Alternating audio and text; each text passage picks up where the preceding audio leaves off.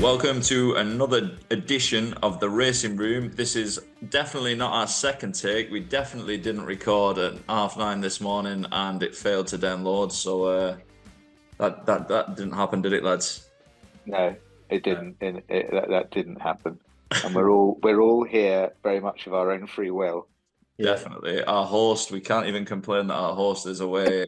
He told a very nice story about himself being at a wedding, and that's why he couldn't do last week's pod. But he recorded this morning. He's unavailable tonight, so unfortunately, you get me due to tech issues earlier. The only upside was I put up a maximum bet Luke Litzler to beat Bo Graves, so thankfully that didn't see the light of day. She's very good, isn't she, Bo Greaves? Now she's proper. She's really good. I actually spoke to her. Random story. I actually spoke to her agent last year about sponsoring her for the World Championship, and then I realised she wasn't even 25. Which was so you're not allowed to, which was a bit of a problem. I just assumed that she was older. Is she allowed to go and do work experience with Ben Keith? Yeah, we'll get to that question. Oh, wait a minute, we haven't covered that yet. No, we haven't covered that.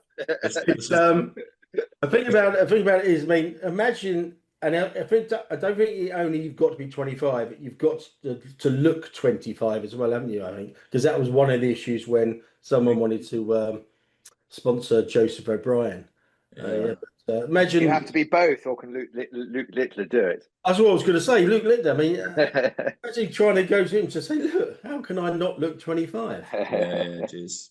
I said Luke Littler and Bo Greaves have been served pints for a number of years anyway. So, but we move on. We titillated people with a tweet earlier around breaking news, which wasn't so breaking given that we didn't release the podcast. But it was I suppose the news that we have is around the Rory Campbell betting syndicate case. Obviously, that was a story doing the rounds a number of months ago now, and we've touched on it various times in the past as well, quite lightly, just as things develop.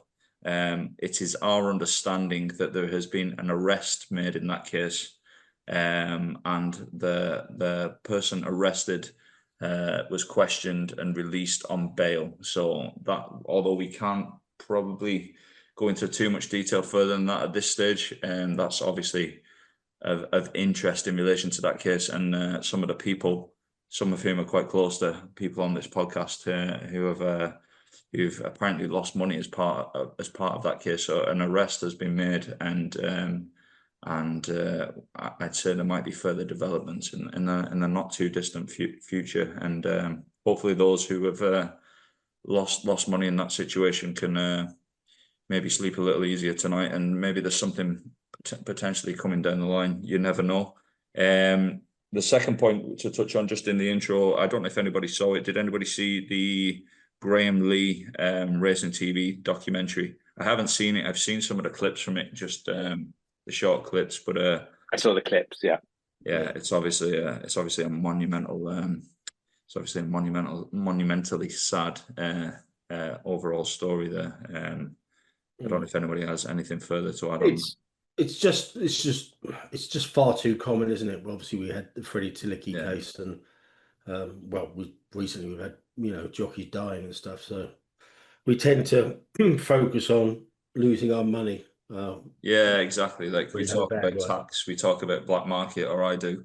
We talk about various other topics and I always think one of the things we don't focus enough on is just how brave some of the people are that sit in the saddle for our entertainment. At the end of the day, they're absolutely heroes as far as I'm concerned. We do focus on it, but we tend to forget after a couple of weeks, don't we? Which is a massive failing of ours. Yeah, definitely. Stuff like that is obviously a timely reminder, but we wish Graham well, obviously, for the future.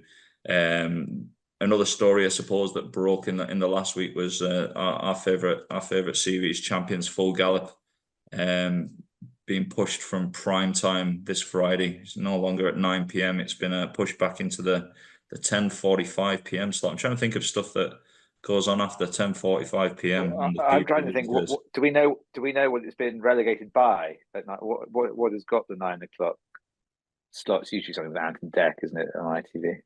On Yeah. Friday, I'm not sure actually. Is there football going on this week or? Anyone watch terrestrial TV anymore? I just tend Well, I not was going to. to say, I mean, is it that big a relegation in circumstances where does anyone watch anything that's on terrestrial TV Yeah, at the time in which it's broadcast? it's I very can't think of rare, isn't it? anything. Football, that the only thing. Yeah, anything live or live sport, I suppose. But yeah, Yeah, but I mean, terrestrial TV doesn't have much live sport, does it? it would be Um, interesting to see what's relegated it to last place anyway. yeah, I dread to imagine actually, but yeah, it's perhaps not as big a deal as it would have been 20 years ago to lose your 9 o'clock Friday. Have I got news for you and friends slot? Yeah, exactly. Oh, I've got it here. Something called Borderline, a new drama. When Reagan and Boyd investigating an abandoned fuel tanker, they find the driver shot dead and two migrants hidden inside the vehicle. Topical. It does sound better. Quite an attractive female lead, actually. Anyway, so's he actually as well. There you go. There we Equal go. opportunity. Very good, very good. We obviously, I suppose we've give our opinion on the first series plenty, and I think we're all hoping that it's much better just for the sport in general. Yeah. Fingers crossed, and good luck to everyone. Yeah, and then the £3.6 million Going Is Good campaign has been hailed a success and could be back in 2026. I'm just in the wrong job. I always think like it'd be nice to have a little swipe at that. There are plenty of people who think you're in the wrong job. Okay.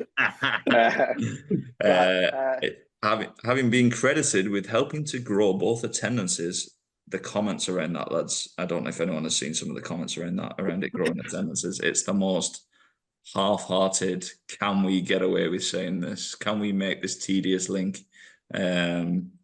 Yeah, BHA Chief Exec Brant Dunshee said that while it was difficult to prove a direct link, understatement, to increase attendances from the attendances from the campaign, it's clear to us that it is a contributing factor. Yeah, absolutely no analysis on the 3.6 million. Well spent, I suppose. Like this is just another. It's mad, isn't it? It is mad. They were pushing a bit in that article, weren't they? And that's one of the good things that, doing this again at 8 o'clock in the evening, at least it broke and allowed us to cover it. I mean, just reading that Racing Post article, it came across to me anyway, as if even they didn't believe what they were saying. Yeah, it's so weak, isn't it? It's a bit of a reach because one of the reasons it was given, I think, by maybe David Armstrong of the RCA, in the summer, because the first 6 months of the year, a 5% increase. I think what they said then, one of the driving forces of that was the brilliant weather. Because when you got great weather, you go racing. More people go racing, don't they? Yeah. So, it's 3.6 million. That's 3.6 million. I think one of the quotes that stood out to me in the article was they said that on some racecourse websites, the traffic increased. I think it said a doubling of traffic. No numbers there, but I'd love to see what it doubled from too. Yeah, I just thought it's just really, and it's mad that they allude to it happening again next year as well. I suppose it's I suppose when it's not your money, it's easier to spend. The racing review coming up now from Mr. Calvin, starting with Chepstow, which if you wanted to tweet about it and you weren't stood next to a Starlink signal with an on-course bookmaker, I'd say you might have struggled, did you? Yeah, just the positive of Chepstow to start with. The crowds are up.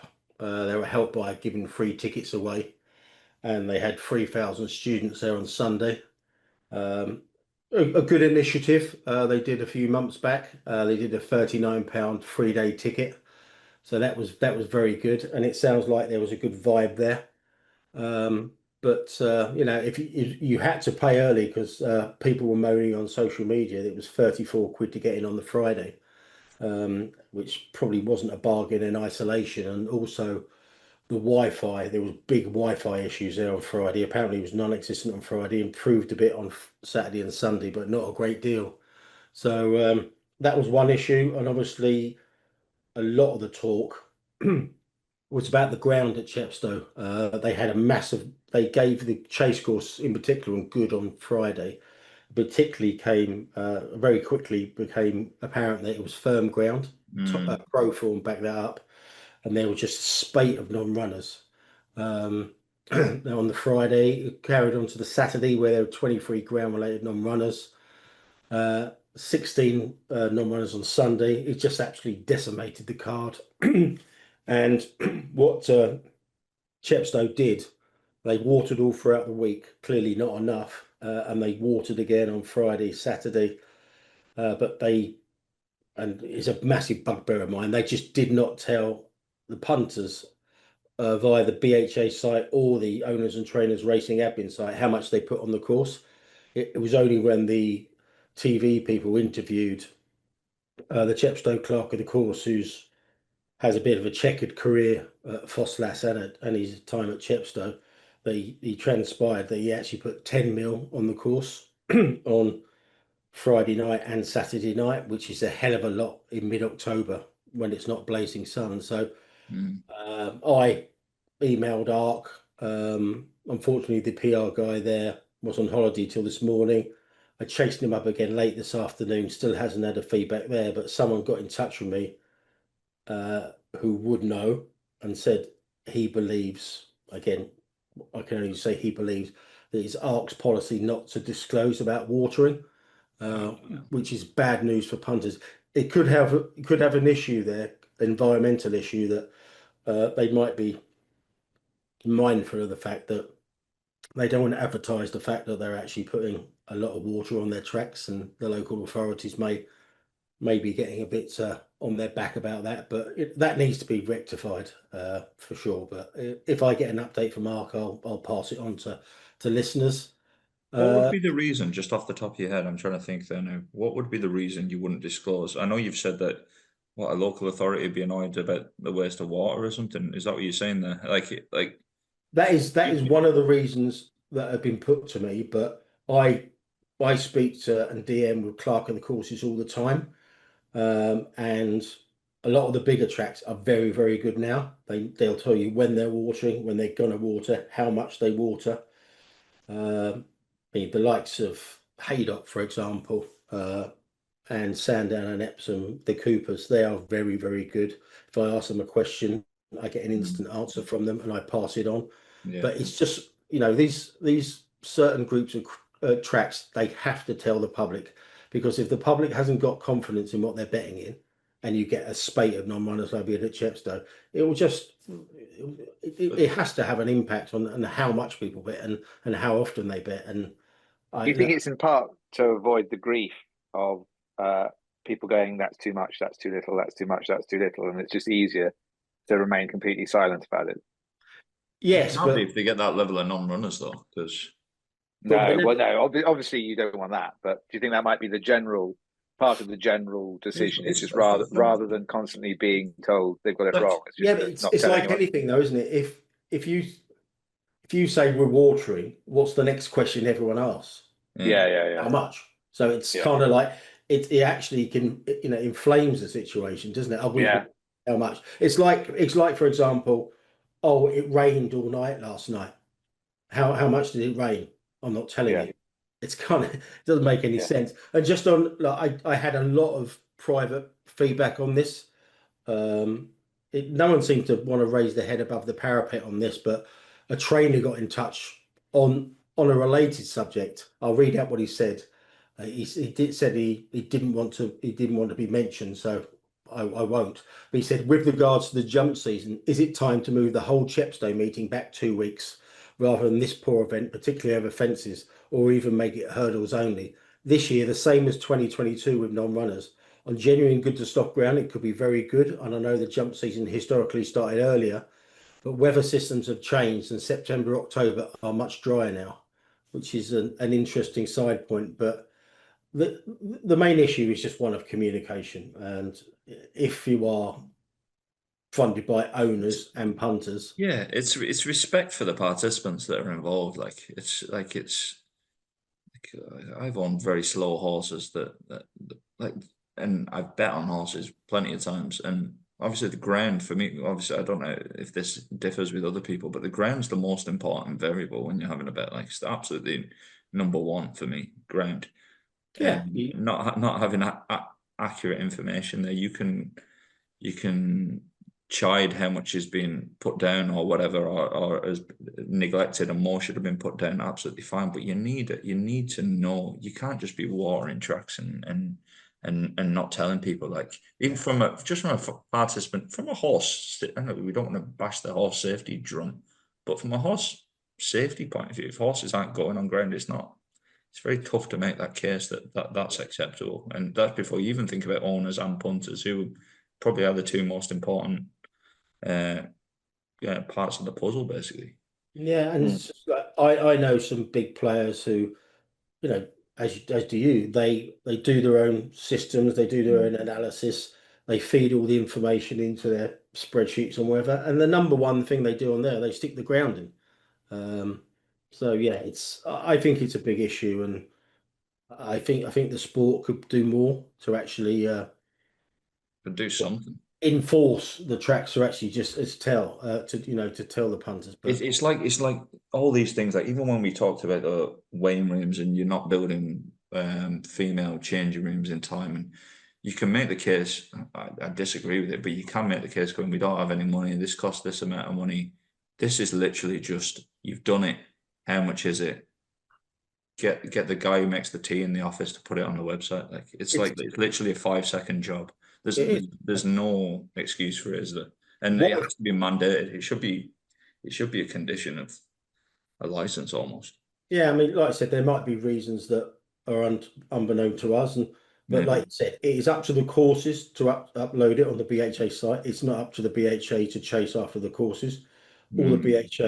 All the courses have a login to the BHA site and the racing admin site. And like you said, it is literally they know what they put on. A 5-second type, but that's I imagine don't that rumble on, but I don't understand how they can think getting it wrong and doing something and getting it wrong is worse than not telling people.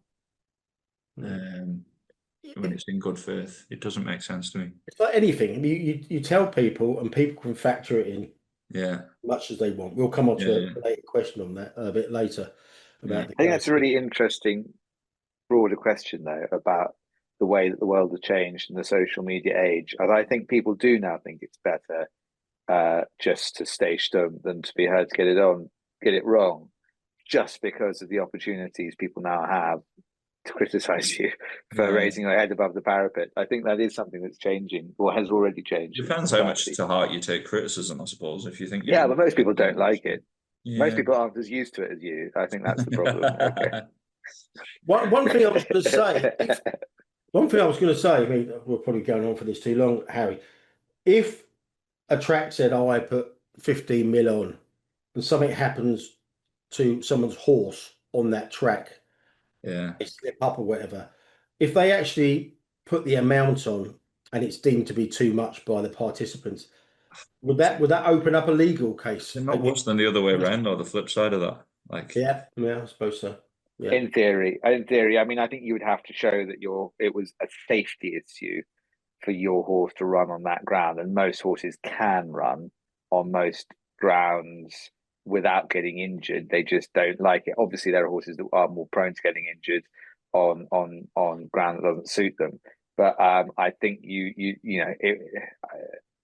I think it would be a tricky one. I'm not saying it's impossible. And in theory, yes, if you do the track, so a duty of care to trainers and owners to tell them what the going is. Yes, they probably, accurately for welfare purposes. Yes, they probably do. But again, we get into territory of whether it is that failure, if they've got it wrong, that caused the injury. If you have a horse that is very valuable, for example, and you've made it very clear it can't go on ground firmer than good, and you find that actually it's on firm. But I tell you what, it would be one hell of a piece of litigation, because it would all be about what does firm mean? What does good to firm mean? Is it used at the same tracks? Didn't you run, Mr. Henderson, your horse at wherever at a time when the going stick said 5, And then he But the replies, going, "No, I'd but never the run my going, horses." no, I never run. My point would be that they would, there'd be all sorts of evidence on circumstances where, okay, it was called good, but the going stick said this, the wind was this. Could it really have been good at the point? It would bring, frankly, it would bring the whole complete debacle about the way horse racing deals with going into sharp relief that it probably doesn't particularly want to be brought into. Anyway, I'm sure that'll rumble on. To action on the track. On the Friday, we had Aidan O'Brien bagging another Group 1 with Precise in the Fillies Mile. He's now dominating the 2-year-old filly division, and he was raving about this horse. Minding was a top filly, but this filly is different gear. I think that might have been a bit hyperbole, but that's what he said. On Saturday, he had another really good winner with Pierre Bonnard. Hugely impressive winner of the Zetland, and I think they've got a real derby prospect there. Didn't have the winner at the Dewhurst. Guan won that. Very impressive in beating Gustard, and I think that's now time for his top 2-year-old. Baylor Bay won the 19 runner Cesarewicz, pretty much last to first under a brilliant ride from Billy Loughnane. And at Chepstow on Saturday, we had the first glimpse of what these new National Hunt non-runner rules could actually end up, the problems they could cause when a horse called Hope Rising, a 7-2 chance, was declared a runner as it should have been after basically refusing at the start. But the bottom line here is that it took 4 minutes to confirm that horse as having started, which is obviously worrying for books at bigger meetings when you've got more borderline cases. And I think even yourself, your firm, Anthony, you had to pause settlement here, and this was a glare. I don't think there was anybody apart from those who backed the horse that said it wasn't a runner. So going forward at big meetings, I think there will be issues with this. Hopefully they will be few and far between, but as Harry said last week, it's kind of like racing's version of VAR, and it's going to come to bite us at some point. And was it really necessary? I think the one lesson they can learn from VAR is to stop it getting too big. Use it very, very minimally, and don't come under pressure when you get people going, "Oh, where was VAR on that one?" Which is what's happened in football. Everyone's gone, "Oh, where was VAR on that one?" And that's encouraged the authorities to expand the use of it. And I think that the lesson that could be learned by the BHA is to keep this very narrow. Yeah, we like you say, we paused settlement. The 4-minute number might not seem too inconsequential, but you pause settlement. Probably took another 4 minutes for settlement to then come in when feeds are turned back on. Then you're checking settlement. You're probably talking 10 minutes there, and that was like as clean cut a case as you're ever going to see. So it's on something a bit more complicated and a little more high pressured, and when there's multiple meetings on the day and stuff like that, I think this is. It's just a rule. It's just something that's not needed essentially, and I can't see anything but negatives from it. But I think the worst case of it being applied is going to be to come. I'd say that probably wasn't as bad as it's going to get. No, and just finally on Sunday, the big story, arguably the weekend actually, was Stumptown winning the Velka Pardubice for Gavin Cromwell and Keith Donoghue. A far more sanitised race than it used to be, but still a massive achievement. If you want to know what the race used to be like, there's a book called Unbroken about the first female lady rider to win the race in 1937. If you want to know the full horror of that race in the 20s, 30s, and 40s, read that.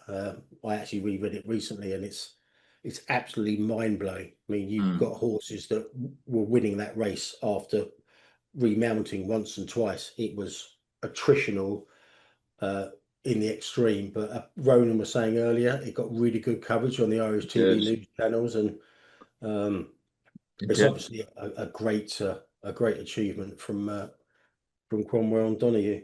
It was obviously on primetime TV. It was on RTE. It was covered on the news over here, and I think it's a good example of when there's a bit of, for want of a better word, attrition in a race. people are quite taken by it and quite interested by it, especially in Ireland, from what I can see, and it's prime time still over here, on the TV. It shows you that. Yeah, I always just think is watering down that Grand National? Was that the answer? I'm not sure. I'm not sure. Yeah, yeah, I think that's it. I think that's the racing review, so we can get on to the topics. Indeed. The topics, we've got quite a few to go through, so we'll try and bounce through them, and quite a few questions as well. First question, I suppose, our first topic was how we ponder the question: how damaging was Tattersalls last week for racing's bid for special tax treatment in the budget coming up on the 26th of November? There was 70 lots sold for 500,000 guineas or more. Is a guinea 105? Is it? So 525,000 sterling, I assume. Vaughan Lewis, industry head, who's always a good listen and a good read from my point of view. 128 million pounds spent on 403 horses this week. That's 319,000 sterling average per horse in the book one sale. How much of that money goes into racing? Was the question he pondered. To which the answer is not much and barely any from what I can see, unless you were going to tax the top end, which I think is quite, which is something we've touched on at various points.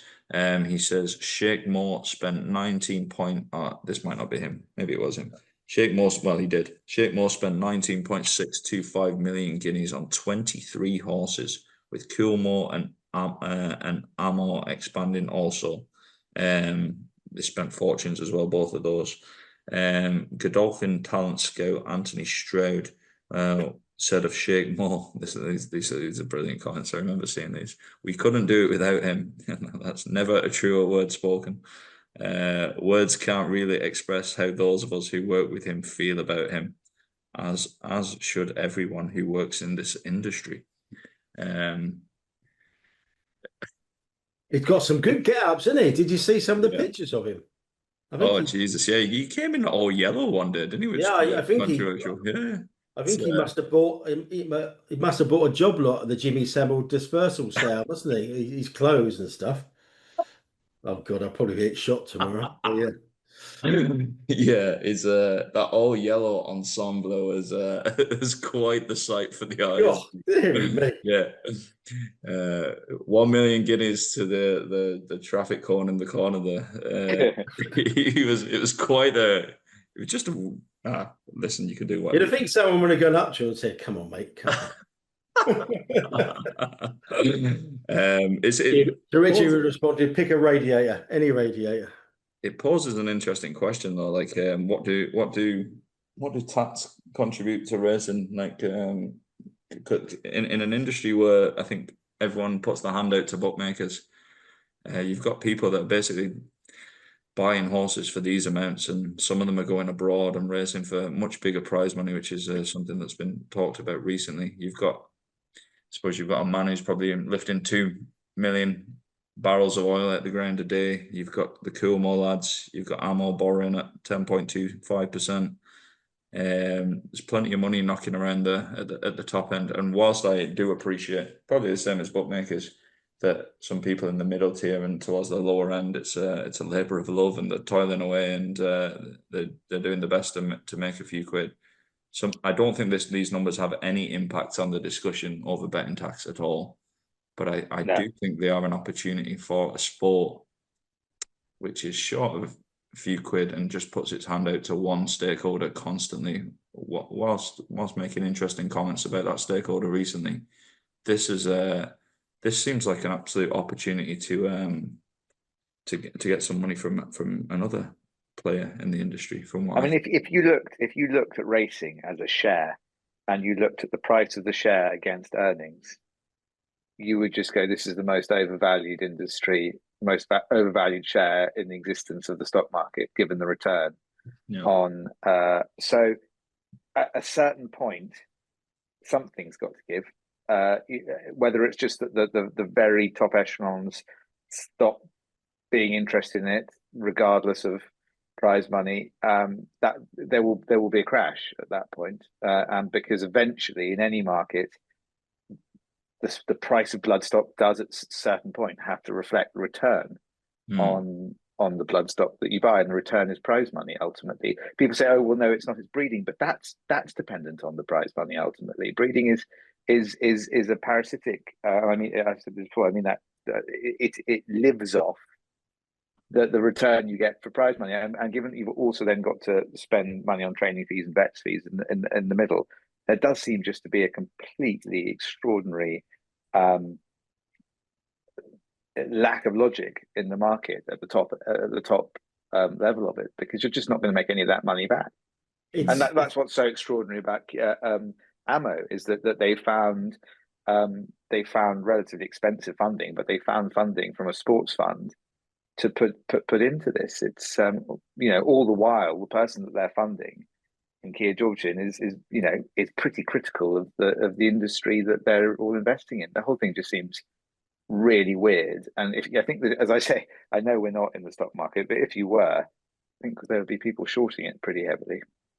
Oh yeah, there was an FT article about the actual levels of prize money all across the globe, and the UK was last. The only way these people are going to make their money back is by winning these massive pots in Saudi Arabia and Bahrain and the US. And obviously that has a knock-on impact, for the sport in this country. Yeah. None of the figures make any sense, and I haven't spoken to anybody who can apply any logic to them, because as Ronan pointed out, a couple of weeks ago, I mean, these big money purchases, they have a terrible record, and they're dreadful. That's the other weird thing, is that the guys who have the money and say they're treating it as a business, they all go to the top. They seem to all go straight to the top of the market. There's no one seems to be looking for value in lower outside, to buy more more inexpensively and get a better return on it. It's just literally, it's like when you used to play Championship Manager. You just go at age 12, you just go in, do the cheat code, so you've got like $300 million, and just buy all the top 20 players in the world. That just seems to be the approach towards bloodstock. But then, and what makes it even worse is these three major powers, are all bidding against each other. Yeah. They're pushing each other's price up. Now, I think there was one. I think the top lot may have been bought by Godolphin at 3.8 million. I think the underbidder at 3.7 was Ammo. So they're actually not only buying at the top end, they're actually pushing it all up themselves. And those who are doing there'll be lots of people making lots of money off the back of those three people. But my God, are they exposed to those three buyers? Yeah, unbelievably exposed.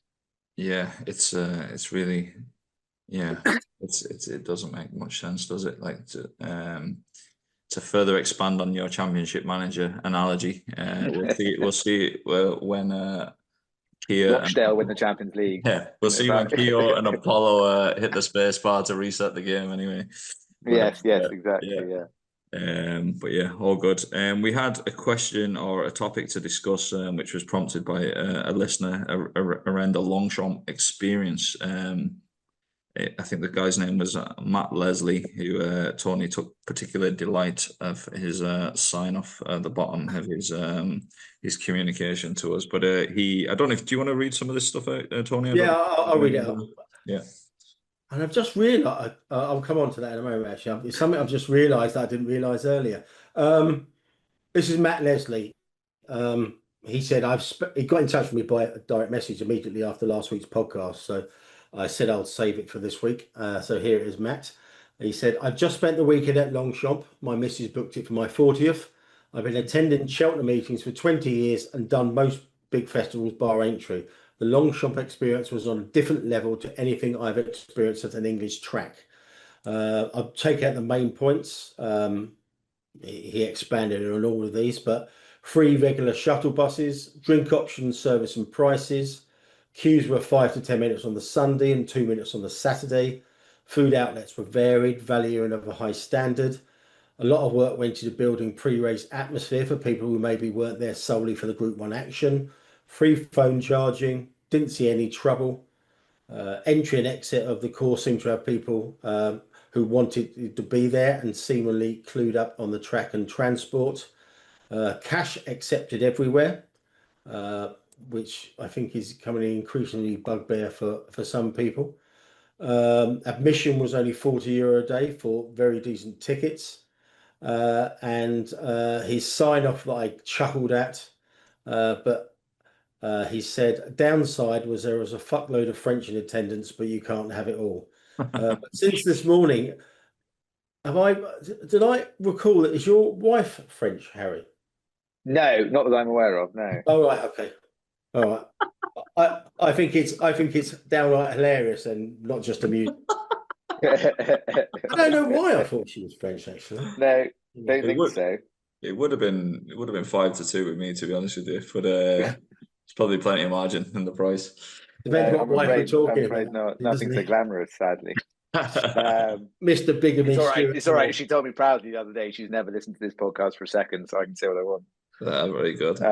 Not like the father. He's a good judge, in fairness to him. Yeah, no, he listens. I get lots of constructive feedback in inverted commas. Yeah, it just seems like I think when a lot of people use this experience of abroad. I mean, you hear people on social media saying they went over to Czechoslovakia for the Pardubice. A lot of them use the great experience elsewhere to actually bash up the experience at home. Maybe it's just the stark contrast. I mean, to be fair, a lot of the stuff that the Matt's told about Longchamp, you could apply to York. I mean, we went to York, and one of the things that really stood out for me is getting to and from the track. You know, they put on buses, etc. And York do a lot of the stuff that Longchamp does, but I think people are negative towards our racecourse experience over here, which is obviously fine for us because we don't do positivity. But no, I just thought I'd flag it up because. But I mean, it is a flagship event, isn't it? It's a bit like you can't compare it to a rainy Thursday night in Wolverhampton. It's France's answer to, like, Royal Ascot, more or less, isn't it? Yeah, 100%. And they do it very well, and they do Royal Ascot very well for the most part. I think it's also quite important to point out, as I did earlier today on our first edition of the podcast, but a lot of the majority of days a year in France are fairly sparsely attended and not as probably not as well attended, and have more events than what we do in the UK. In fairness, it's kind of, I think it's a lot more ingrained in the psyche of the public still horse racing in the UK, especially in France. It's kind of, they have the couple of meetings where things look like Longchamp on Sunday. You go to Longchamp on Saturday and it's chalk and cheese straight away, and that's still the day before the biggest day essentially. So it's you're not really comparing like for like by just picking the outlier out, I don't think. Brilliant day. It's one of the few meetings and racetracks that I'd take my wife to be honest with you. It's we've had a good time there. As long as you're not flying into Paris Beauvais airport, you're doing all right. Yeah. Pay whatever it costs to get to Charles de Gaulle, I think. But yeah, they do. My parents go most years with my uncle and aunt still, and they love it. They think it's really, it's quite a schlep, but it is a schlep, and it's tough to get out of afterwards as well with taxis and that kind of way. No matter if you're pre-booking any time from Arc onwards, it's a bit of a nightmare to go. Every time I always go past Roland Garros on the way, and I'm like, geez, I'll go to the French Open next year. And I never do that as well. It's kind of in the same neck of the woods, I think. But yeah, cracking day, and like Laytown, it's once a year. So next topic is a question. I think we might have had it before. I don't know if we read it out previously, but it's from the question is from Ben Keith, and it comes on the back of Toby Moore, the son of Ryan, having his first ride on Friday. And he says, the Moore family must be so proud of young Toby bravely making his way into the game. Toby must, though, have enjoyed years of work experience with racing people. Why can't young people who want to be bookies have the same, and they have to wait until they're 18? By then, those with passion who may have found another path that's only delighted to enable and educate their ambitions. I suppose, Tony, you've got sons in the game, I suppose, and I think I've made the joke before that I teach my kids how to count. It's not 1, 2, 3. It's 11 to 10, 5 to 4, 11 to 8. I'm gonna teach my kids as much as I can and see if they show any interest in not just betting, but like I suppose the maths that underpin it and the critical thought around that, which I think is missing from plenty of people when it comes to analysing anything, essentially. And I'm very for it, but I suppose it's probably slightly different if it's someone else's kid or someone showing interest, like we see over in Ireland, which would be a lot more tolerant of not of rule breaking, but a lot more. There's more bending of rules, I think, in Ireland just in general than the UK when it comes to legislation. And I think also more generally, it's not as anti-gambling, frankly, at the moment. As much impression I even get. then, I think you've seen it. It's been you see bookmakers' kids sometimes. You might be 16, 17, and if they're anywhere near the pitch, the ring inspector is sending an email around afterwards saying that that's absolutely not allowed. So it's kind of changing in that regard, even for bookmakers' kids. Like I'll be teaching my kids as much as I can, as long as they're showing interest. And were you the same, Tony? How did that work? Yeah, and they didn't show that much of an interest in it, but they're always mathematically minded. They both went to Liverpool to read maths, and they both got jobs in the betting stroke bookmaking industry. So something must have gone wrong somewhere for them to do that, because but they're in their early 30s now, so Could just be a genetic flaw. yes, it could well be, yeah. But funny enough, a story broke this afternoon talking about young people in racing, which is obviously a betting funded. I'll read out the Racing Post article today. The next generation to the fore at Tattersalls on Monday, and not just a thoroughbred variety. Friends Fionn White and Jack and Max Galway, a group boasting a cumulative age of just 46, pulled off the sport of pinhooking success that would have even the most seasoned campaigners going weak at the knees. The teenage triumvirate were behind the Minzel affiliate out of Chiclet, who went for 85 grand at the Goffs November sale, but went to 450 grand market leader on day one today. So basically, these three kids, cumulative age of 46, have just copped the thick end of 365 grand. So I love stories like that, but it's all bollocks as well, isn't it? Like, where'd you get the 85 from? Like, they did reference one of them's old man, yeah. So shock horror. I'd say he had plenty of oversight over where that money was going as well. Like it's a lovely twee story, but you'd love to know how much of it is in actual reality. Like I played to them. 15 years old, I was using my £3 paper round money, playing closest to the wall, trying to double it up at school. Yeah. So it's different. I'm just picturing Ben Keefe just shouting to his young daughter, "Let's get gambling." Let's get pinhooking. Yeah.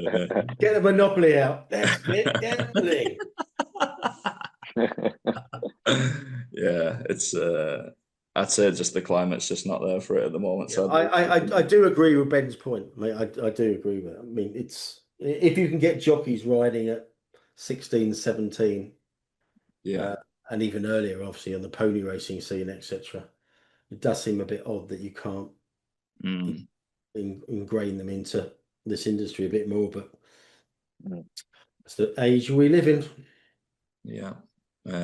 Case number 4, or topic number 4, Harry, which is a case. The man who blew £1.5 million gambling on football has sued Betfair, which is, I think it was the Betfair exchange, in a landmark fight for his cash back.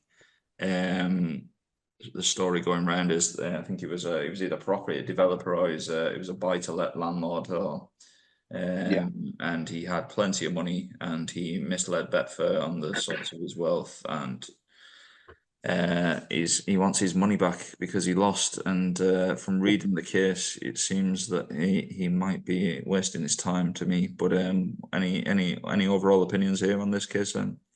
Yeah, the first is I can't believe you're making me do this again. But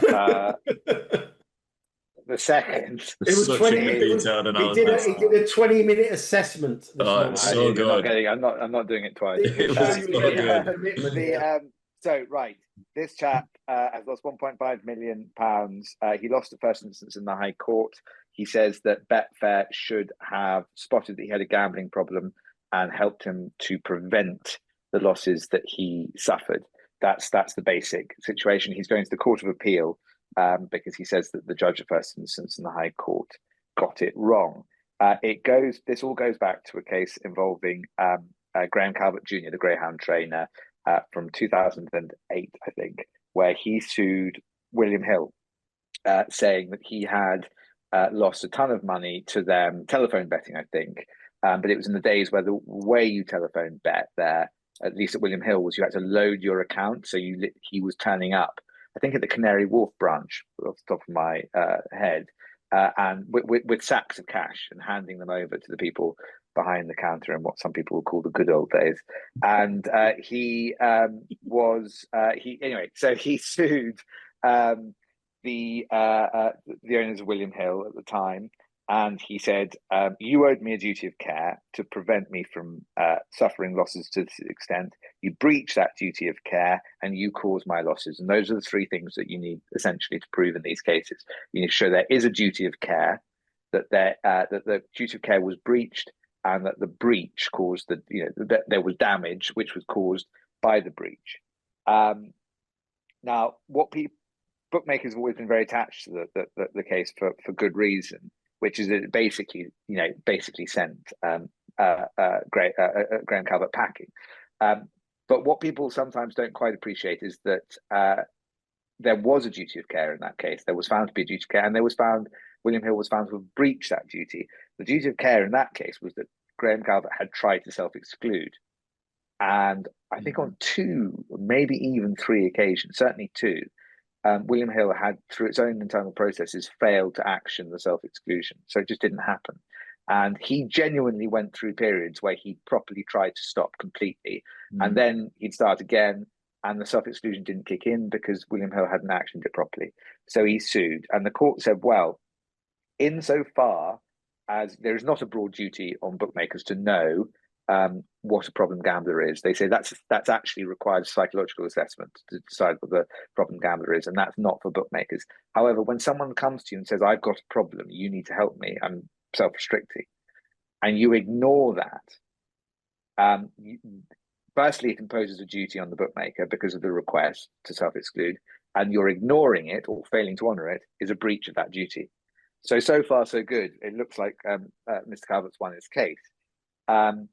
But they went on to deal with causation. And what they said in that case was, you would have lost this money elsewhere. Your gambling problem was so serious that William Hill's breach did not cause your losses. Your losses were caused by your gambling problem. You would have lost it to anyone. You would have gone to the black market, whatever. You'd have lost this money. It goes up to the High Court, and actually, the Court of Appeal, and actually for slightly different reasons, which I won't go into, in my view, slightly different reasons, they come to the same conclusion. And what they say really, it's an interesting judgment because they go through the history of the law of tort, really. And what they say is that it is very rare that society says, or the law says, you are responsible, other people are responsible for the wrongs they do to you. That's a relatively novel concept, that you can sue someone for hitting you with their car. It is extremely rare that you are able to sue people for harm that you do to yourself. And the courts continue to see problem gambling as an act essentially of self-harm. And the law of tort and the analysis in that case talks about the sort of, the sovereignty of individual choice, basically. Now, I think that it's Lee Gibson, is the name of the chap, I think, who's the claimant in this. I haven't got it in front of me now. I think that might be right, yeah. I think he's got very serious problems. He did not try to self-exclude. In fact, I think, as we were discussing earlier, I think that Mr. Calvert was in a far better position than Mr. Gibson currently is in terms of his prospects of success, because he did try to deal with his gambling problems by by leaving. Now, there were findings about some of the evidence he gave on that front, in all fairness. Now, I think Mr. Gibson has, if anything, sort of done the opposite, which is, it appears from the judgment of first instance, which is not hugely. His evidence doesn't come out of it in glowing terms, I think it's fair to say, and that the evidence of the people at the Betfair exchange does come out very positively. The lady who deals with their problem gambling and social responsibility comes out of it sort of, with an A triple star basically. But the real issue, I think, is that he does the opposite of Mr. Calvert. He tries to convince, and does convince, Betfair that he's got the money to do it, and he has, by all accounts, has got the money. He did have the money to suffer these losses. Yes, they're big losses, but it's all relative to the money you have, isn't it? And I think that's the issue. They did affordability checks. They asked for bank statements. He provided them. He may have slightly, even if inadvertently, misled the Betfair by the sounds of things as to quite what his wealth was. But the fact is, and this is a decision also, something they also came up with Calvert, is if you're dealing, you're a bookmaker, a commercial enterprise, that your business is ultimately to take bets from people, you're not supposed to turn into kind of Perry Mason and decide, go investigating beyond what's reasonable to try and work out when people are actively trying to mislead you or pull the wool over your eyes to convince you that they're able to place these bets. Now, the one difference in this case, I think, is that he's trying to rely on the fact that a VIP manager was appointed. VIP managers are controversial, I think, and have been for some time, and they were very, very widely used for a very long period of time. But I think that his approach to this is, well, I thought the VIP manager was an extra layer of protection against me suffering these losses. Well, I think the court struggled to accept that anyone thought that the VIP manager was asking you to, Old Trafford because they were concerned about your level of gambling. I mean, that's just not the way the world works. It's not what bookmakers are required to do. They're entitled to take you to Old Trafford if you're, a relatively big loser, frankly, as long as they're not breaching their obligations in doing it. I don't give him much of a chance in this, and I think that very few people probably do at the moment. His one hope, perhaps, is the relatively dramatic change in the approach to problem gambling generally. But in my view, the courts just don't get involved in that. They're not interested in the zeitgeist. They'll go back to the law of tort. They'll go back to Calvert, and I think they'll say to him, this is your lookout, basically.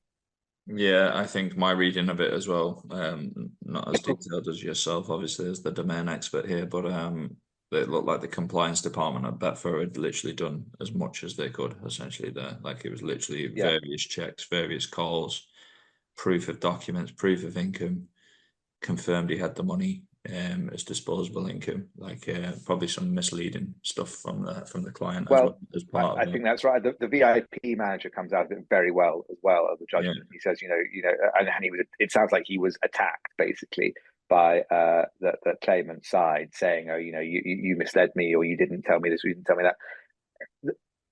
At appeal, in the appeal court, it's very, very difficult to get round findings of fact. You can get round findings of law. But the findings of fact against Mr. Gibson do seem pretty damaging. I think he's in trouble at appeal, I have to say. Would agree. He's a big price. It would also be interesting, Harry, if the Calvert case was tried in the present day. I fancy his chances more at the moment. If you go back to the basic facts, I think the one thing that people might find quite controversial is this idea that you would have lost your money elsewhere anyway, when a bookmaker has completely forgotten or completely failed to honour your self-restrict, your self-exclusion requests. I think that might stick in the craw a bit nowadays, but that's not particularly relevant to Mr. Gibson's case. So I don't fancy his chances. Yeah. Good analysis. Agree with all that. Thanks for that. Good to have you on the show for moments like that, Harry. Good. I'm glad. This is where you. I'm glad there's a reason. This is where you kick us into the Premier League. There. Fair play to you. AK Bet's economically unsustainable tweet regarding Colin Finley's comments about horse racing. I can just give a general synopsis of this. Colin Finley is an independent bookmaker in Ireland with a few shops.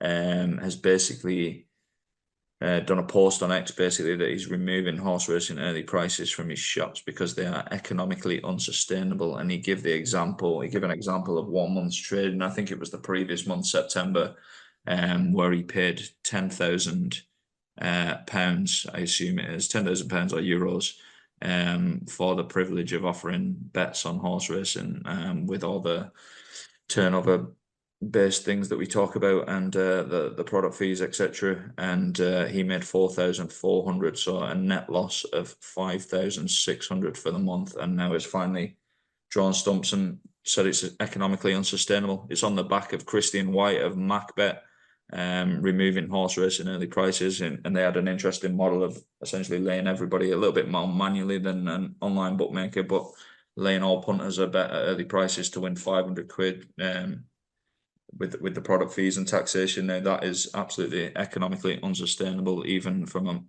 a manual operation rather than a website. And it's what we've said as well, just around horse racing early prices and the lack of pricing confidence, the lack of liquidity pools, punters betting on other sports going elsewhere, essentially, be it offshore or to other sports. And I think it's going to be something that we see a little bit more of in the future, especially if tax hikes are on the agenda, and product continues to diminish and interest continues to diminish. I think one of the things I've always said about things like even Levy, I think it's over-indexing quite a lot on the spread of where it could be. I think even in the last few years, it's definitely over-indexed from what I can see. I think even a drag back to the norm there, plus tax hikes, I think it's going to be interesting. Like, I've even anecdotally or spoken to a couple of other bookmakers of our level, essentially, whatever tier we'd be in, tier 3 maybe, and they've just basically said 2026 is just literally there's going to be nothing for horse racing, no sponsorship, no best odds guarantee, no extra places, like absolutely no free bets, everything just being reined back basically, to basically cover the incoming. So yeah, I suppose it's a worrying time. And then moving on to the next topic, a similar topic, is William Hill, who have basically struggled since the 888 merger to make any kind of money, essentially. Again, reporting a loss. I think it was for the last quarter, it might have been 70 million sterling. Closing up to 200 betting shops is the first instance, and that's a number touted before we even know what changes are coming up in the Chancellor's budget on the 26th of November. For a sport, especially retail, I suppose, as well, where it affects so many different people. I suppose it affects the media rights payments. It affects what I suppose ARC and CIS can bring in. It affects the Racing Post, less Racing Post, betting shop newspaper displays, or whatever they're called, whatever that edition is called. I think betting shops in the UK were up to, was it 12,000 at one stage? They're in around the 6,000, 6,500 mark, I think now. I'm sure MPs like Dawn Butler would see this as a positive for her campaigning, but unfortunately, it's probably more the economic reality of unsustainable products, I think, that are resulting in these closures. And Hills is a bit of a, like I said it at the time, I think that the purchase of Hills, I think, was around 1.8 billion or something like that, and it was quite a leveraged purchase. And the people at 888 who are no longer there that made that acquisition, it just seemed like I thought it was probably one of the worst deals I could think of at the time, in the gambling industry. And it's being borne out a little bit that the basket case that is Hills, that's essentially struggling to make any kind of money. And I don't understand the whole model there. I suppose they seem to be very, very affiliate heavy. From what I understand, I don't know if it's still the case, but from what I understand, they have thousands of affiliates on the books. They're incredibly rampant on social media, buying up influencers, spending a hell of a lot of money, from Jane Mangan to Gavin Cromwell to sponsoring another race series on the all weather in Ireland, which doesn't make any sense to me. They're not afraid to spend money to acquire customers, but they're obviously not acquiring them at the rate for, I suppose, all the costs that they're acquiring as well. And it's another loss recently, and it's hard to know where it. I suppose it's hard to know where it all ends up for Hills. I've heard a few rumours about Hills and some of the cost cutting going on there, I suppose, in certain functions and things like that. But it's not working out for them at the moment, is it? Just very quickly, can you explain what affiliate schemes are to the listeners and viewers? Because Yeah. I hear it all the time. I'm not sure in my own mind. I'm never convinced. I understand exactly what it means. Yeah, so affiliates are essentially people that bring you custom to your website for a cut of losses. Essentially, that's essentially it. It depends what it is. It's or a cut of net losses. It's they can be cut up various ways. They can be cut up. It can be more CPA focused, which is cost per acquisition. So they can bring in an individual player and get a fee for that. There can be elements of rev share there. If there's revenue generated from the customer, they can get a percentage of that, or there can be a combination of the two. Affiliate websites would be examples like Oddschecker. Oddschecker is an affiliate website, sold for whatever it was that the Flutter Group sold it for, 165 million or something. There's other big players in the space. The Racing Post, of which is one, OLBG, 120. Companies like Better Collective. There's a few big global players, and I think the UK. And a lot of that's click based, is it? Basically, when you're dealing with like the Racing Post and Oddschecker, it's about what you click through to, is it? Yeah, essentially. So whenever you're on a site, you're on the Racing Post website, you see X bookmaker there, you click through onto a price. That's that. If you actually look into the whatever it's called, the bar at the top where it says www.xbookmaker.com, there'll be a little cookie at the end. Essentially, there'll be a little line of code, and that's basically telling you how you got there. It's telling you how you got there, basically, and then all that is tracked essentially. Was, And they stay on computers for various times. So even if you didn't sign up to that bookmaker and you went back on totally independently 2 months, really? There's probably quite a high chance that the Racing Post would get the affiliate just from the click 2 months previously. there was a funny story I heard from the people at the Racing Post. Apparently, they had there must have been a click through to one particular Bet365 punter who was an absolutely massive punter. It come through them, and it was the week coming up to Christmas, and they were all cheering on this punter to lose because their Christmas bonus depended on wow. on one particular whale from 365. So yeah, I think they got their Christmas bonus. So I think he did it in just before Christmas. So Merry Christmas, everyone. it's just I hear about that's good to hear, because I hear about these affiliate schemes, and I wasn't sure in my own mind actually how the dynamic worked. But yeah, it's good to hear. Yeah, and you get a lot of rubbish as well. Like we're very light on affiliates. We've probably 8 main affiliates and a couple of others off them. But some of the bigger, you see them all. You see even just these like accounts on even just Twitter, which I don't think works as an acquisition tool anyway. But you see like the cards accounts tweeting, you can bet my multiple here on cards and bet it through this bookmaker, and here's a link. They're going to enhance the odds of this treble and things like that. And you get a lot of them. You get a lot of false numbers and a lot of false click reads from them, and a lot of fairly worthless accounts that you might be paying CPA for and stuff like that. And I think the anecdotally, I've heard that the Hills program was exceptionally bloated at various stages, whether it is now. And yeah, they don't seem to stop spending. They'd be amplifying with Twitter ads, which again I'm not convinced is any good use of spend, to be honest with you. But they seem to be whoever's running that team and in charge of that is spending plenty of money anyway. And I'd imagine it's quite a fun job when you're at the purse strings, and quite akin to the head of sponsorship at Kazoo, I'd say. It's you're having a bit of fun there, but it's not translating into the bottom line, is it, at the moment?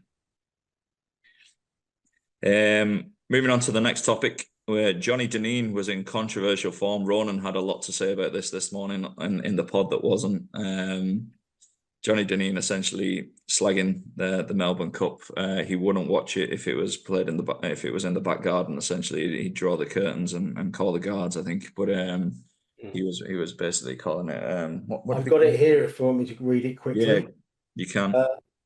I don't know how to pronounce Ugal, so it's definitely not Ugal. I thought I Ronan it's pronounced not. it. I know it's not. I thought it was Yawl, but I'm not going to.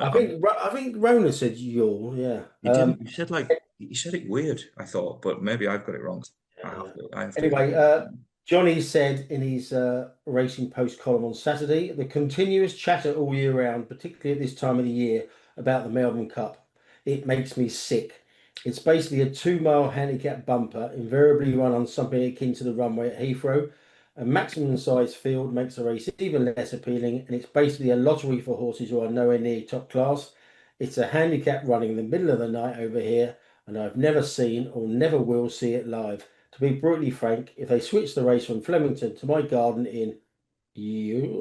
for a year, I wouldn't open the curtains to watch it. Now, I think complaining that it's on in the middle of the night is about as unreasonable as it gets.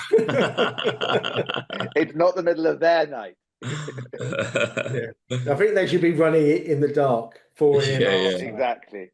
Yeah, but just so that he can refuse to watch it anyway.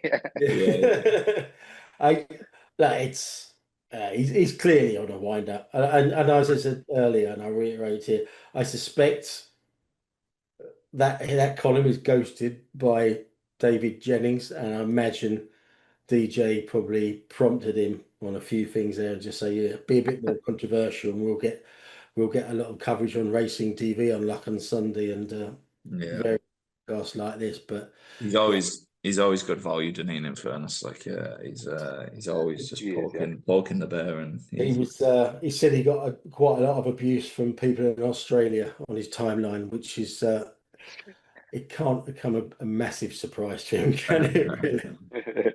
Ronan, it's obviously probably the time it's on. It's just not a big betting race over here, to be honest with you. It's one of the big, I suppose, it's one of the traditional big races. Obviously because of the time it's on, but it's even in previous jobs, it's just dead from a turnover perspective in the UK. It just doesn't cut through, I don't think. But Ronan gave the background of his family, a few people in Australia in the family, and he'd been over there to it and a few times, and he said it's absolutely quality, and it's 3 times better than any race in the UK. I think was the. He actually said five times. Actually, was it 5 times? Yeah. There you go. So he's a big fan anyway. Shame we'll get his opinion next week if the pod goes ahead. On to the questions, lads, because it's we're short of time as we always are.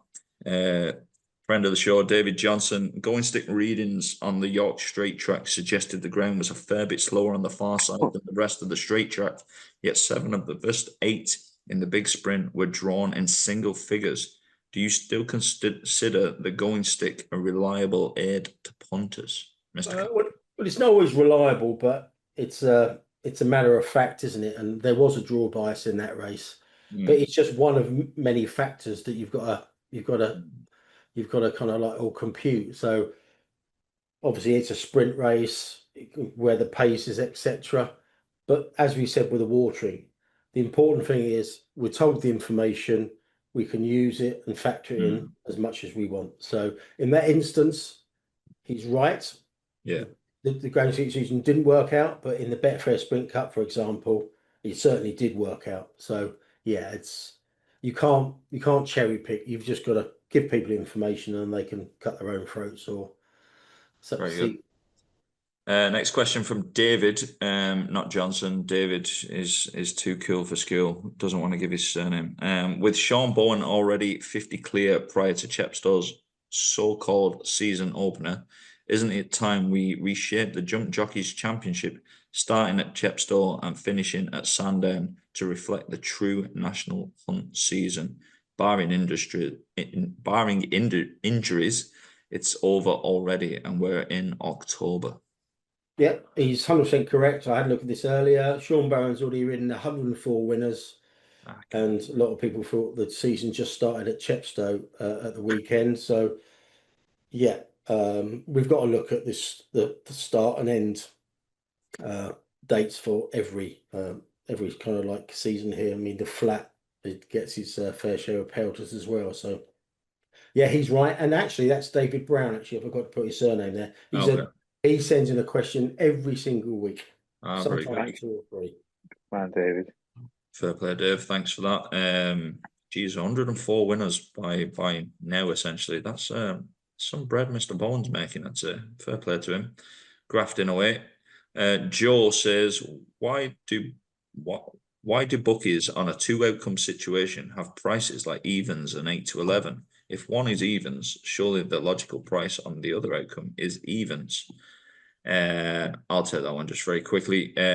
So bookmakers baking margin into their prices. So even if you did think both prices were evens, bookmakers would, if they wanted to distribute the margin equally, or the theoretical margin equally, they'd likely be 10 to 11, 10 to 11, and bet to 104, 105%. In that instance, 8 to 11, even money is bet to 108%. Bookmakers might think the 8 to 11 shot is 5 to 6 and the even money shot is 6 to 5, which would be 100% market, but they bake in margin, which is why you can see prices like that. It'd be very tough to make money on two outcome events at evens with that turnover tax, but we won't get into that just now. Ben Reed says betting overends on horse racing have increased significantly in recent months. One firm had a 234.8% book. He actually says 234.84% book. So massive respect for the 2 decimal place there. On the 420 at Naas tomorrow. So he's looking at an overnight market. Saturday into Sunday, yeah. Should the Gambling Commission force bookmakers to publish their over-round percentage above every market to give punters full transparency? And just for the record, the bookmaker in question responded, horse racing has become incredibly expensive.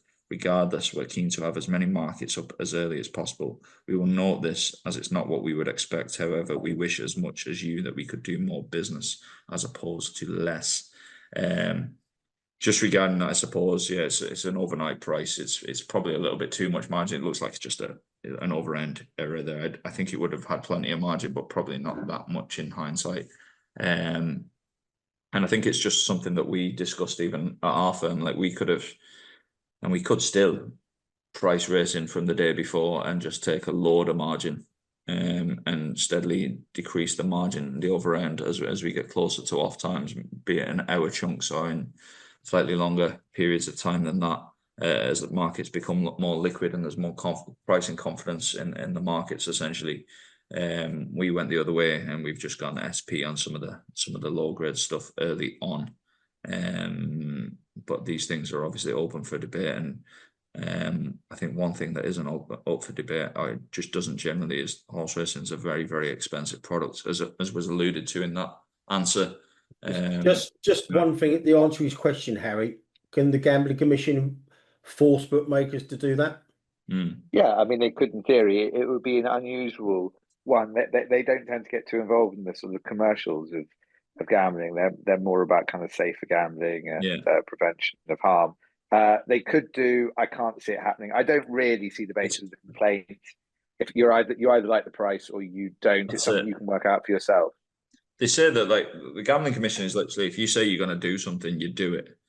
It's not about what you're saying. Essentially, they're not policing overends. Essentially, they're policing. No, I don't. If you offer a price, you honour it. I think.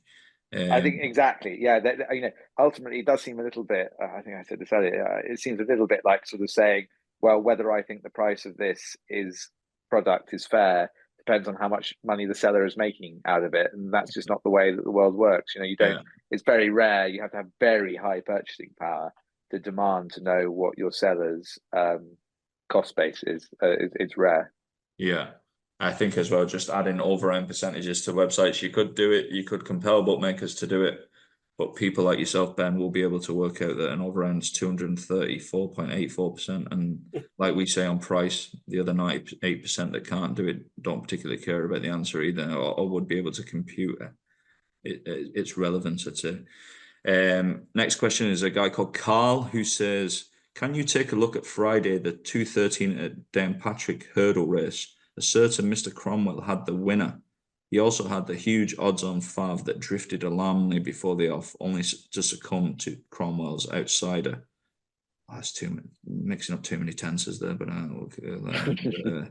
and whatever the word is, but a very strange look to the race and the fav's performance. Yeah, I had a look at this. Horse called Barry Spirit beat Lucas Tipple by half a length. Both Gavin Cromwell trained, like you said. The winner was back from 14s to 9s on the show. The runner-up drifted to 1 to 4 to 1 to 2, and apparently it was trading around 4 to 5 on Betfair. I had a look at the race. If I hadn't seen the betting, I wouldn't have had any concerns about the race whatsoever. In these days where no significant money arrives until near the off, I wouldn't read too much into the betting either. I just think the ride on the second was better than the ride on the winner was better than the ride on the second. He caught him a bit cold, but both jockeys rode to the line, didn't ever give up. Well, there wasn't any easy involved, so I know where he was coming from. It looked bad, but in reality, I think there was nothing to see. Okay, next question, third from the end. Paul Maguire says, how would the AK hierarchy react if their ambassador blatantly tried to take advantage of a palpable error on another bookie's site and then use their influence on social media to try and belittle the said bookmaker? You'd think the blogger would know better. Pretty shameful. I'll let you guys kick off with that and give my 2 pence after. I did have a look at it. I struggled to get the kind of like timeline of events there. It seems like the blogger struck a very good bet that the bookmaker didn't like. Now, whether it was a palp or it was just a delayed price, or maybe they just got it wrong, I don't know. But I think the wider point he's trying to make is that a person shouldn't really, in that position, shouldn't really go after another bookmaker, because for the grace of God, it could be the reverse could be happening. So I don't know the specifics there. Like I said, it's quite muddied, but what I don't think it was a good look for either party, to be honest with you. Yeah, I think if it was a palp, it'd get settled at the true price with us anyway. If it was an incorrect market, I didn't follow the game myself, so I don't know. Just in theory, if a member of your staff did that, would you just say, I know what you're trying to do, but perhaps just keep it private in future? Or would you just say, no, if you think the bookmakers had you over and not playing fair, it's open house?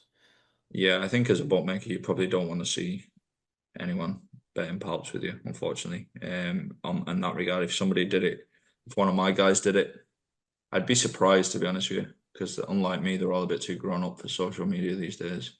No, but what if it was? Say again, if it was a palp? What if it was a genuine bet, not a palp? If it was a genuine bet, I don't mind anyone. If people are having a genuine bet and think they're if any of my staff have a bet and it's genuine and something's gone wrong, there's more chance of me retweeting what they said and knocking them on the head. To be honest with you, the palp situation. If it was a palp, I definitely wouldn't be encouraging it in any way. I don't think they would anyway. But yeah, if they were wronged, I'd probably highlight it. To be honest with you, I think in that instance, if it was a palp, it's probably not great. But I don't know if it was, and I don't know specifically what the communication was from the bookmaker in question, but they seem to be quite slow and quite muddied and changed the bet. I don't like the fact they changed the bet slip, palp or no palp, prior to the event going off, didn't inform the customer. Yes. And then after various correspondence, have seemed to have just voided the bet, closed the account, but without any correspondence as well. I'd specifically tell people why we've done that, and I think that probably should happen. Whatever the rights and wrongs of the case are. JP, after watching, sorry, I don't get the what's the acronym there? After watching the ride on Italy in the Dewhurst, is pulling a horse in a race the way he did, cheating. Surely the horse wasn't allowed to run on its merits that way. And Lorden is it?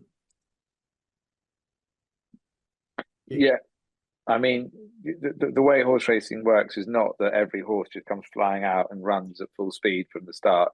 The idea is that the jockey is supposed to exercise some control over the horse, and sometimes that means stopping it going hell for leather.